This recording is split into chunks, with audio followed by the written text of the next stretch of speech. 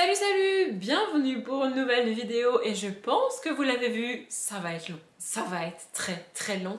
On est parti pour un book haul.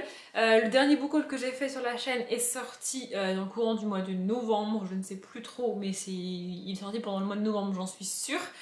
Il était déjà très long, sauf que je l'avais tourné fin octobre en fait, ce book haul. Ce qui fait qu'il me reste quelques livres que j'ai eu fin octobre, plus la débandade qu'ont été novembre et décembre. Je sais pas combien de livres j'ai à vous présenter, mais j'en ai beaucoup trop. Surtout que je triche parce que comme d'habitude dans les book hauls, je vous montre tous les livres qui sont rentrés dans ma palle depuis le dernier book haul, sauf ceux que j'ai déjà lus ou ceux que vous avez déjà vus ou même que vous allez voir, parce que je sais plus trop quand j'ai prévu de sortir ce book haul, mais la palle de février va pas sortir trop longtemps après ce book haul là, et il y a des livres que j'ai achetés récemment et que j'ai mis dans la palle de février, que donc vous allez voir dans cette palle. Et comme c'était déjà énorme, je me suis dit que j'allais pas les rajouter ici, parce que c'était pas... Enfin, de 1, ça va faire doublon, et de 2, ce serait juste rallonger le book haul qui va être déjà énorme, je le sais, et vous-même, vous le savez, puisque vous avez la durée de la vidéo, ce que je n'ai pas à l'heure où je tourne ce morceau de vidéo. Bref, du coup, je ne sais pas combien il y en a, j'ai la flemme de compter, mais on y va.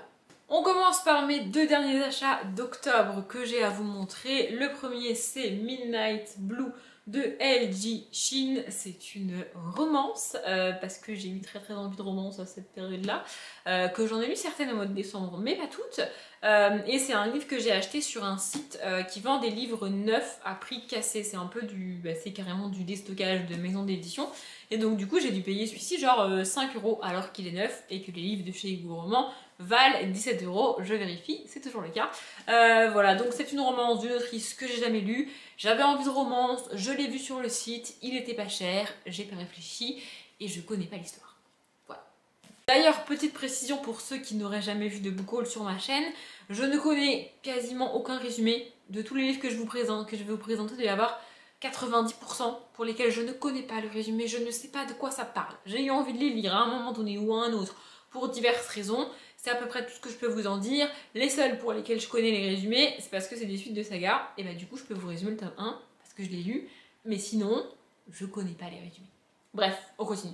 Ensuite, il a fallu que je fasse mon achat France Loisirs. Et pour cette fois-là, j'ai été sage puisque j'en ai acheté qu'un. Donc c'est Idealis de Christopher Paolini. Quand j'ai vu qu'on avait un nouveau livre de Christopher Paolini, j'ai fait un bond mais prodigieux, vous imaginez même pas tellement j'étais contente. Et puis ensuite, je crois que je l'ai vu sur la chaîne de Maud, donc Des livres, une fille, et ensuite elle a dit que c'était de la SF. Et là, je me suis décomposée, je me suis dit mais non, j'aime pas la SF.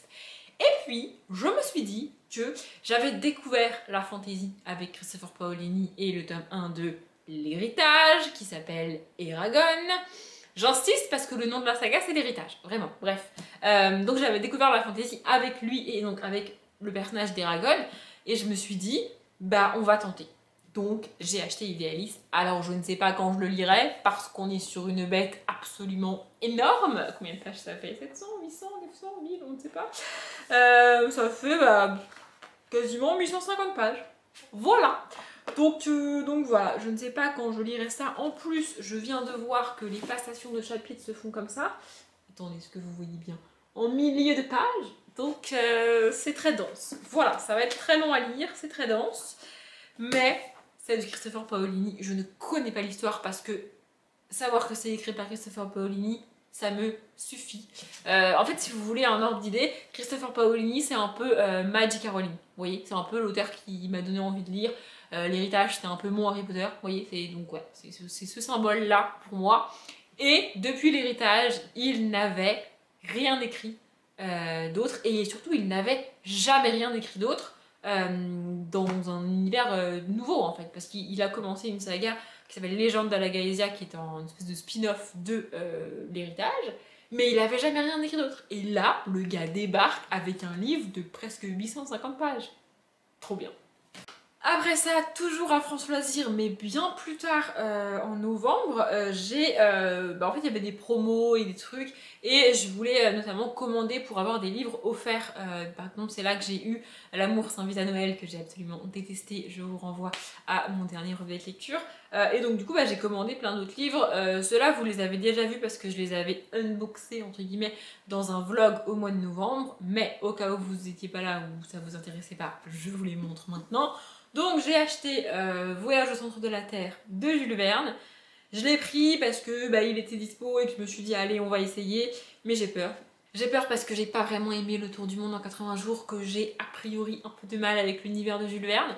Mais bon, ça reste des classiques de la littérature jeunesse que j'ai envie de lire, donc je l'ai acheté.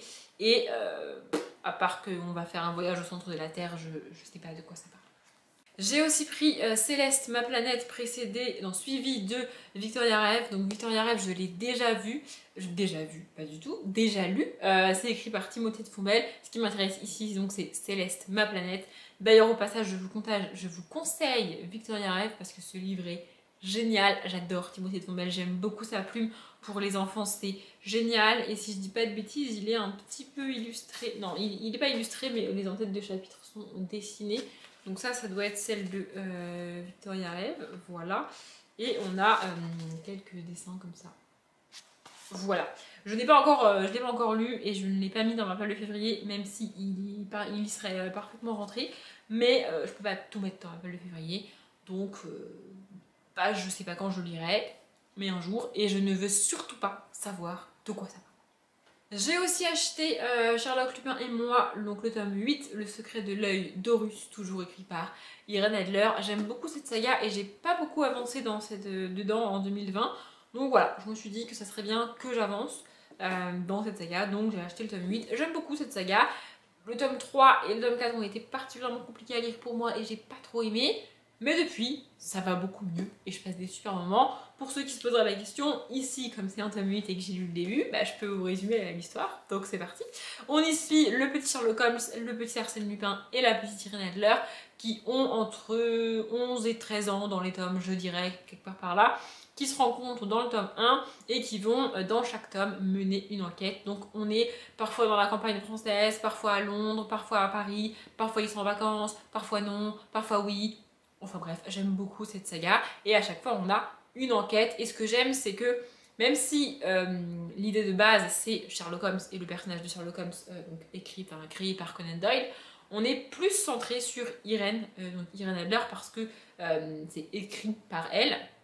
Et donc on est avec sa famille, ce qui lui est arrivé à elle, et je trouve ça vraiment cool parce que Arsène Lupin et Sherlock Holmes c'est des personnages qu'on connaît, ou alors que si tu connais pas, tu peux lire d'autres livres écrits par respectivement Conan Doyle et Maurice Leblanc pour les découvrir eux, et alors que Irène Adler, il n'y a pas beaucoup de livres sur elle et ça reste des personnages secondaires dans les autres livres, alors que là du coup c'est vraiment cool. Bref, pareil, on a des petites illustrations à chaque enquête de chapitres et je trouve ça très cool. Autre commande, comme je l'ai dit, il y avait plein d'autres livres, des livres que j'ai eu gratuitement, des livres que j'ai déjà lus, et des livres que je vous ai déjà montrés sur la chaîne, comme par exemple Les Chiens de Baskerville. Et il se trouve que quand j'ai reçu ma commande, il me manquait un livre. Donc j'ai fait une réclamation à France Loisirs en leur disant "Eh oh, comment ça se passe? Est-ce que je vais le recevoir, pas le recevoir? Est-ce que vous me remboursez pas? Comment on fait? Qu'est-ce qui se passe?"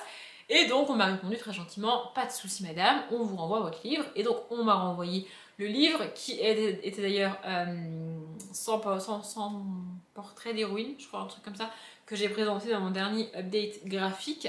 Et en cadeau, pour s'excuser, ils ont rajouté un livre. Oui, voilà. Il y a des fois, je ne demande rien et on m'envoie des livres gratuitement. Que voulez-vous que j'y fasse?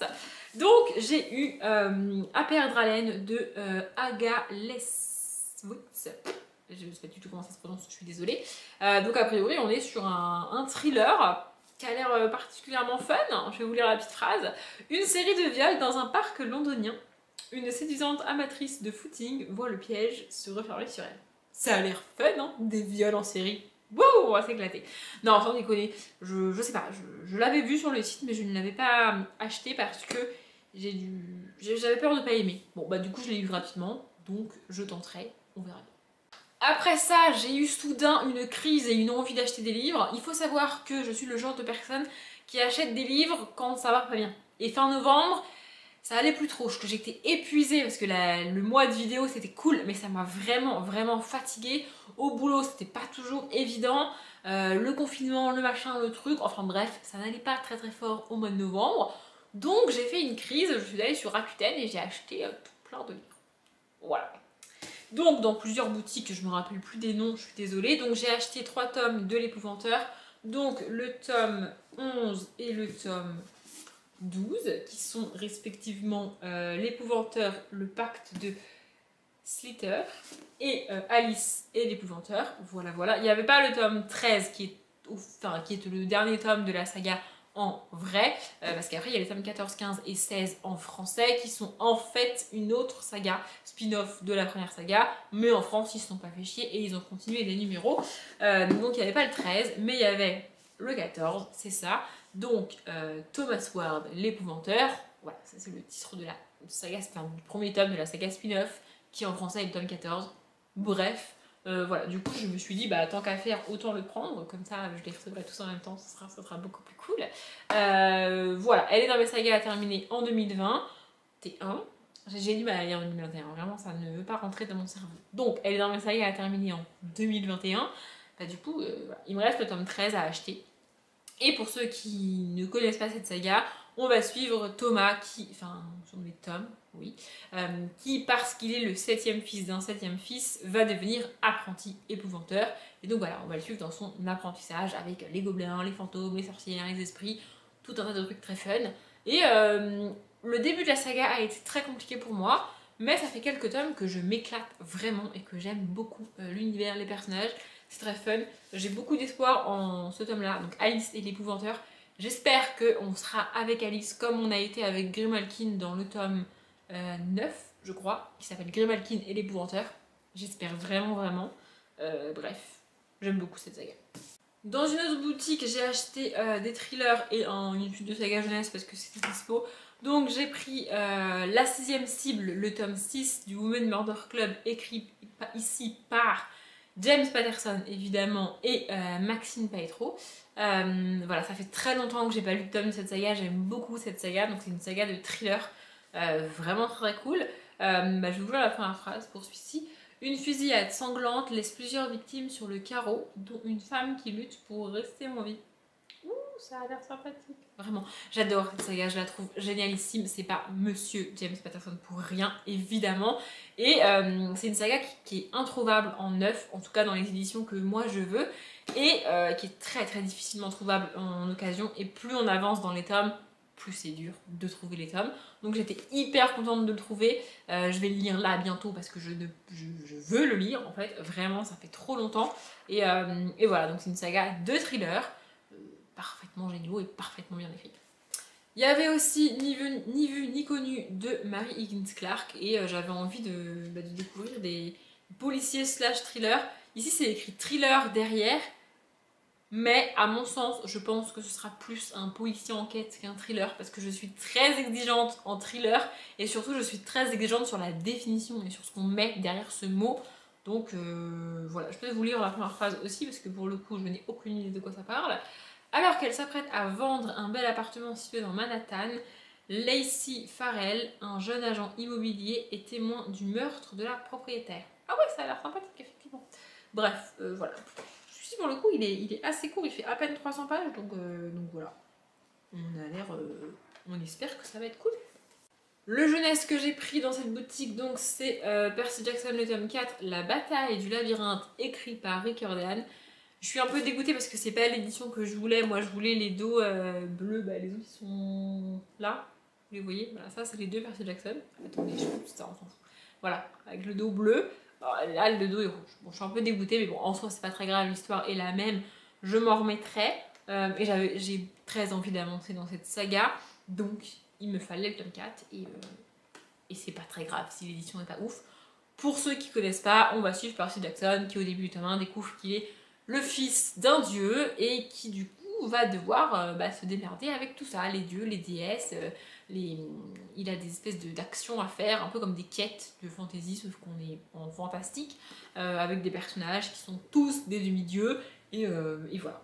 J'aime beaucoup ce personnage-là et j'adore cette saga. Le dernier livre que j'ai pris dans cette boutique, c'est La Ligne Noire de Jean-Christophe Granger, parce que je veux avancer dans les écrits en fait de Jean-Christophe Granger. Donc il fallait que je l'achète. On est sur un livre de 600 pages. Voilà. Pas non plus, c'est pas non plus très léger et très fun à lire. Le résumé est très court, je sais pas si vous voyez. Attendez, il veut pas faire le focus. Voilà, du coup, je vais vous le lire. Il existe quelque part en Asie du Sud-Est, entre le tropique du Cancer et la ligne de l'équateur, une autre ligne, une ligne noire, jalonnée de corps et d'effroi. Elle a l'air sympathique cette ligne, vraiment. Ben voilà, en gros, un thriller Jean-Christophe Granger, quoi. Enfin, j'ai pas besoin de... J'ai découvert Jean-Christophe Granger en 2020 et j'adore Jean-Christophe Granger. Donc je suis très contente de l'avoir acheté. Je sais pas quand je le lirai parce que j'en ai d'autres à lire de lui avant. Mais bon, on verra.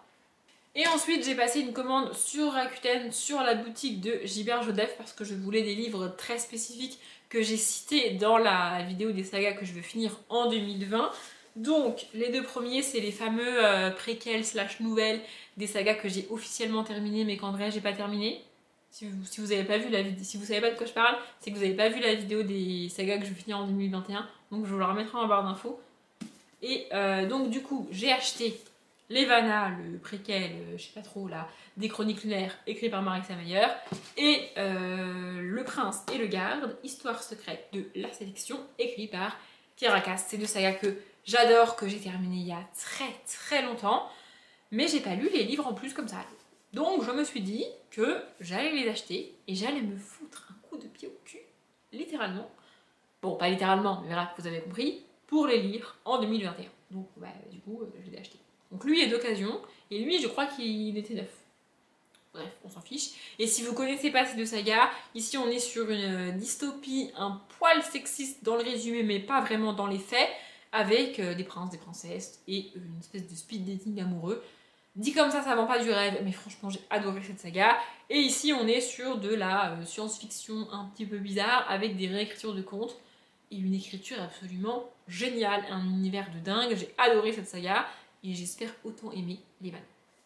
Et j'ai aussi trouvé Se le dire enfin de Agnès Leudig. J'en parlais dans le bilan 2020, je n'ai pas lu un seul Agnès Leudig en 2020. Je compte bien lire celui-ci en 2021.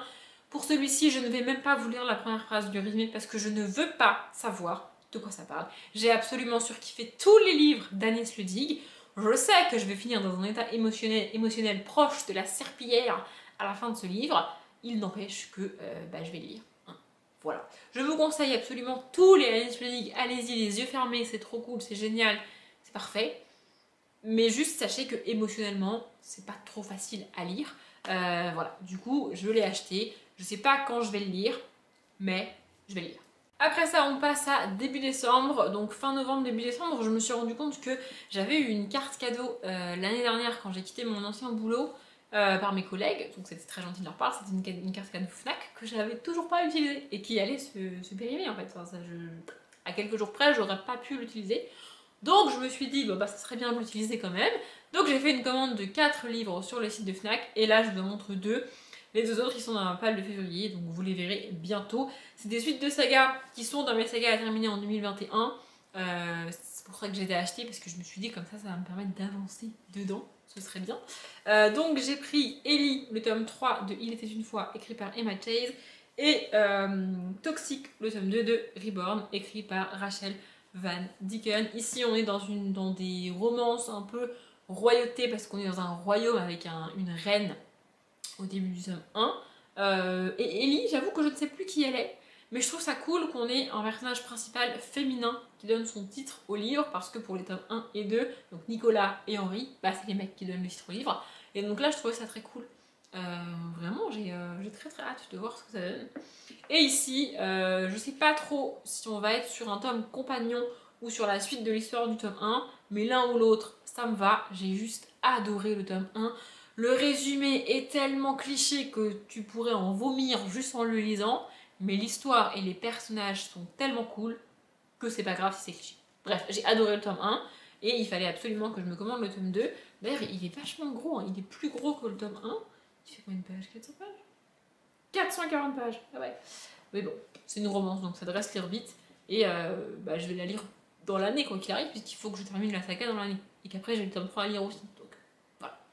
Ensuite, quand j'ai été faire mes cadeaux de Noël, oui, parce que ça m'est arrivé au mois de décembre, tu vois, je me suis accordé le droit de prendre 10-15 minutes juste pour moi. Et donc j'ai été au Easy Cash. Voilà, ça faisait très longtemps que j'avais pas été au Easy Cash. J'y ai acheté 2 livres. Le premier, c'est La Faille de la nuit, donc le tome 8 de Marcy Thompson. Celui-ci, il est hors de question que je lise le résumé, puisqu'à l'heure où je vous parle, je n'ai pas encore lu le tome 4, donc ça ne sert à rien. Mais il était à 3 €. Franchement, il est en parfait état. J'ai vu des livres dans des états absolument immondes dans cet Easy Cash, et celui-ci, il a l'air neuf. Donc je ne pouvais pas le laisser, même si je suis qu'au tome 4 en vrai. Du coup, je l'ai pris. Voilà. Pour ceux qui ne connaissent pas Marcy Thompson, c'est de la beat lit avec des métamorphes, des loups-garous et des vampires. Et toute une mythologie autour des fées. Enfin bref, cet univers est génial, c'est complètement dingue. Le personnage de Mercy, je l'adore. Et du coup, voilà, je vais avancer dans cette saga en 2021, c'est sûr. Et je ne pouvais pas laisser ce livre là-bas, c'était pas possible. Le deuxième que j'ai pris, je regrette un petit peu de l'avoir acheté, mais au moins ça me permettra l'année prochaine de laisser une nouvelle chance aux romances de Noël, même si c'est pas gagné. Donc j'ai pris Le plaisir de te détester de Émilie Million, qui clairement, vu la couverture, est une romance de Noël. Hein, voilà. Je lis pas le résumé, parce que si je lis le résumé, ça va me donner encore moins envie de lire le livre que ce que j'ai déjà. Tu vois. Donc je vais pas le lire le résumé. Je l'ai acheté parce qu'il était pas cher, parce qu'il est d'occasion, parce qu'il est globalement en bon état, même si les pages sont un peu jaunies, ça passe. Il est pas complètement déchiré, complètement pété, complètement déformé, donc ça va. Voilà, clairement je le lirai pas avant le mois de décembre, mais je vais tenter. Voilà, je sais pas de quoi ça parle, et comme je l'ai dit, si jamais je sais de quoi ça parle, je le lirai pas.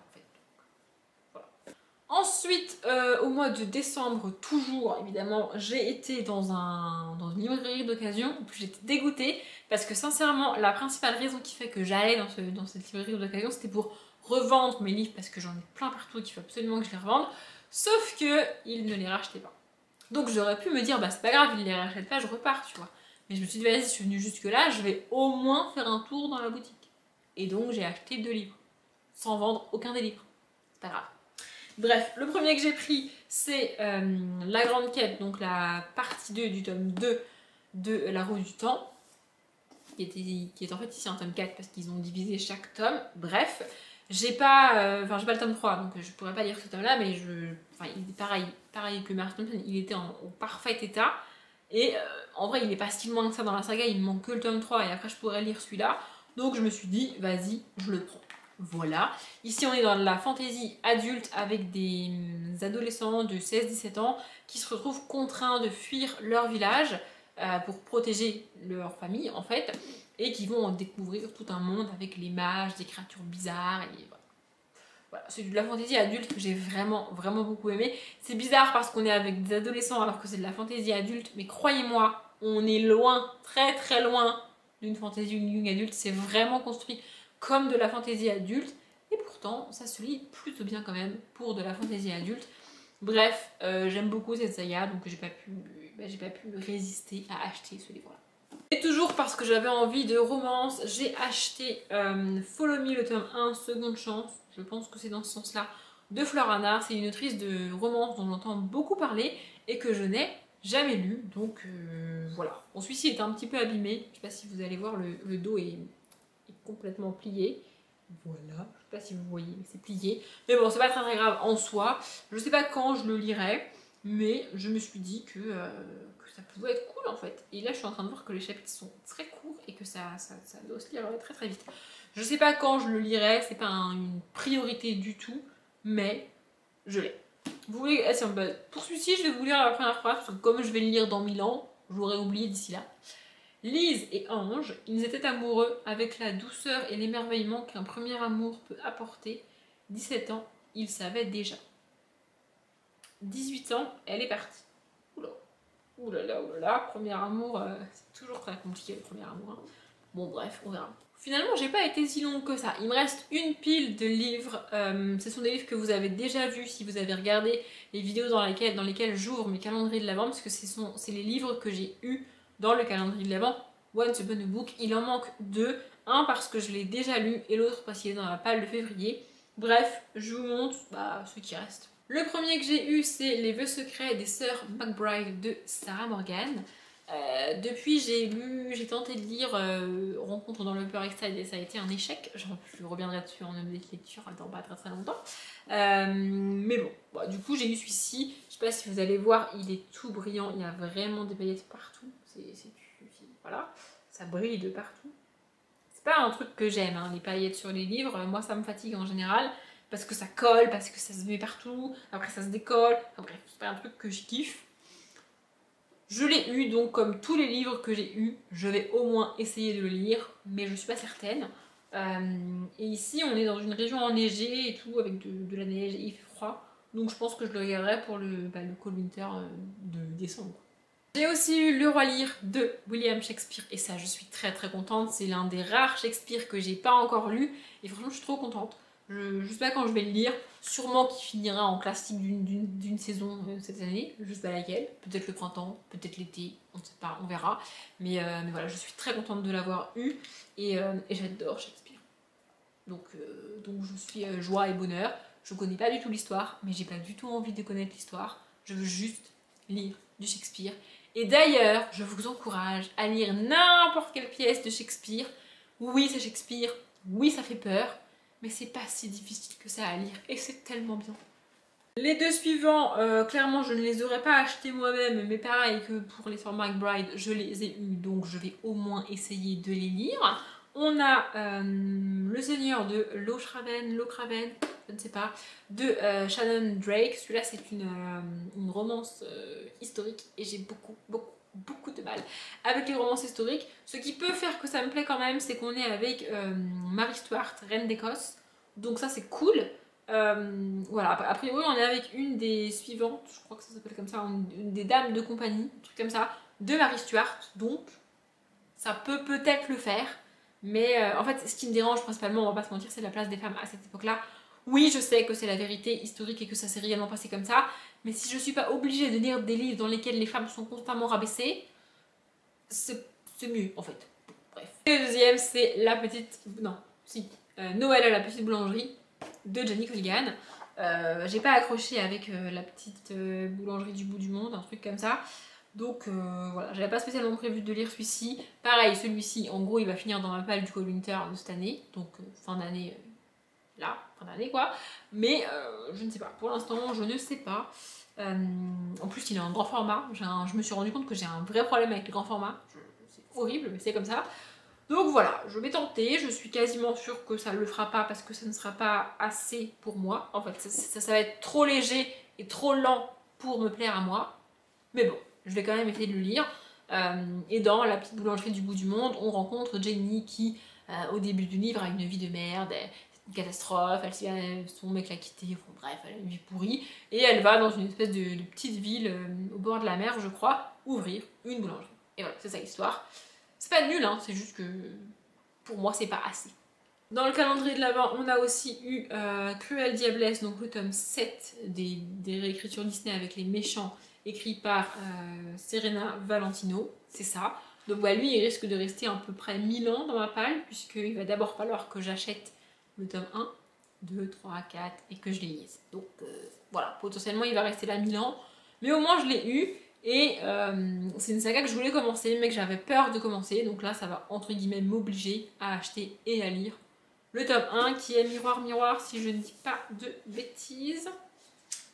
C'est ça, le tome 1 c'est Miroir Miroir, donc sur la méchante reine de Blanche-Neige. Et puis voilà, je suis très contente de l'avoir eu, vraiment, mais je peux pas le lire tout de suite, donc il va attendre.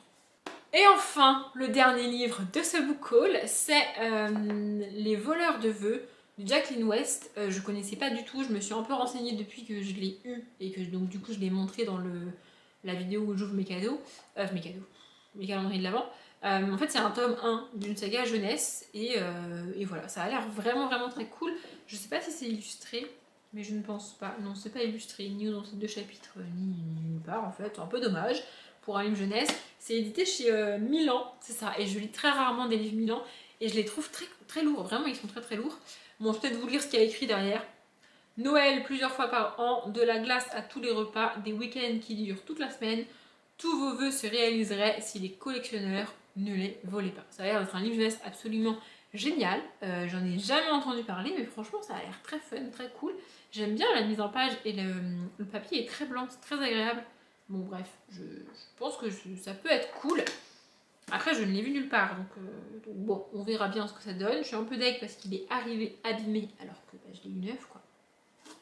Mais bon bref, c'est très cool d'avoir un livre que je ne connaissais pas. Puis j'aime beaucoup l'illustration de couverture, je la trouve trop fun. Bref, j'espère que je vais aimer. Victoire! J'ai réussi, ce book haul est terminé. C'était absolument gigantesque, j'ai des livres absolument partout sur ma table basse maintenant. Mais au moins, ce book haul est terminé. J'espère que ça vous a plu. Je vais essayer de tourner le prochain book haul dans pas très longtemps, histoire d'éviter d'avoir de nouveau un book haul avec 30 livres à présenter parce que c'est juste pas possible en fait. Voilà, si vous avez regardé la vidéo jusqu'au bout, je vous félicite, vraiment bravo, c'est très gentil. Je m'arrête là, comme d'habitude, je vous souhaite une bonne journée, un bon après-midi, un bon appétit ou une bonne nuit et je vous dis à bientôt.